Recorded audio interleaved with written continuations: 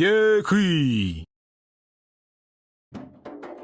Dans le cadre d'une promenade philosophique organisée par Afrocentricity International France, voici une présentation de l'organisateur et de l'animateur principal, Iteru Rowe. Je suis Iteru Rowe, auteur du livre Lion-Âge, la force des ancêtres. Donc livre publié par Mes Soins et distribué par Amazon. Donc c'est un livre numérique facilement accessible sur amazon.fr. Et c'est un livre qui relate mon parcours personnel d'éveil en tant que militant panafricain et afrocentrique depuis l'Afrique elle-même, ce qui contredit un peu une idée préconçue selon laquelle on devient panafricain et afrocentrique avec le blues qu'on a quand on est en situation de diaspora, loin de l'Afrique en tout cas, en Europe ou ailleurs, et donc on s'invente une Afrique mythique.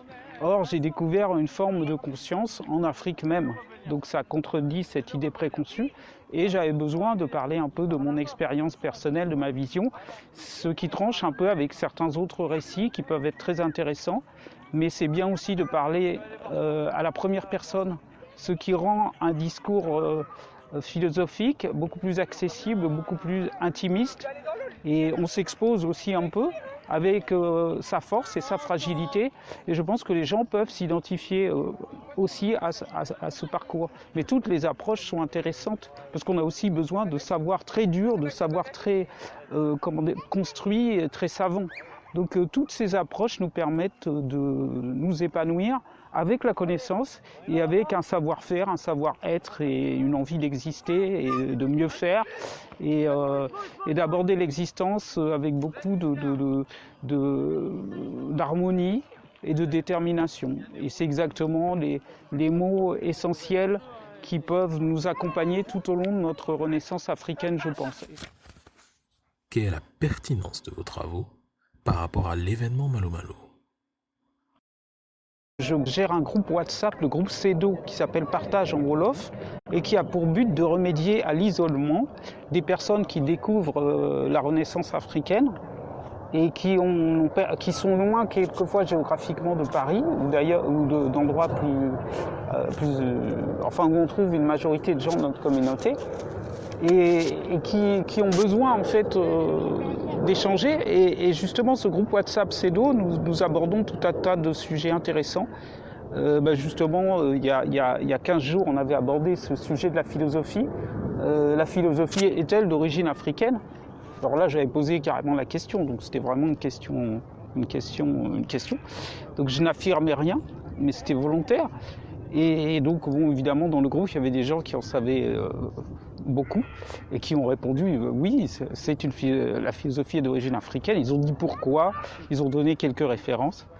Et puis le sujet de cette semaine, qui est tout à fait adapté aussi, c'est par rapport, c'est une question simple sur le groupe CEDO, le groupe WhatsApp CEDO. Connaissez-vous Molefi Kete Asante?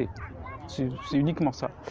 Donc, parce que Molefi Kete Asante, c'est lui qui a conceptualisé l'afrocentricité depuis 1980, quand il a publié son livre Afrocentricity, The Theory of Social Change.